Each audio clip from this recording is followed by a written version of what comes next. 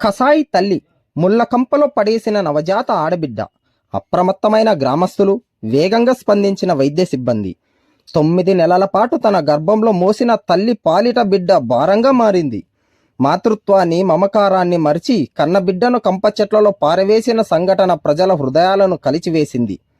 కన్న తల్లి ఒడిలో ఉండాల్సిన నవజాత ఆడబిడ్డ ముళ్ళకంపలో నిరాశ్రయంగా పడి ఉండడం చూసిన గ్రామస్తులు హృదయాలు కరిగిపోయిన సంఘటన అనంతపురం జిల్లా బొమ్మనహాల్ మండలం నేమకల్లు గ్రామంలో వెలుగులోకి వచ్చింది.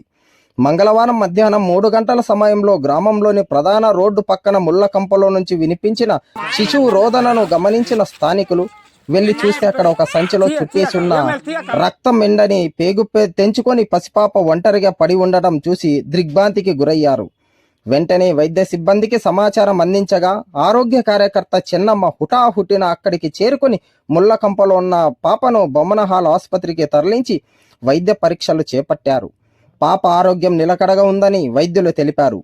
పసిపాపను చూసిన ప్రతి ఒక్కరూ భావోద్వేగానికి గురవుతూ మాతృ హృదయం ఎలా మారిందని విచారం వ్యక్తం చేస్తున్నారు.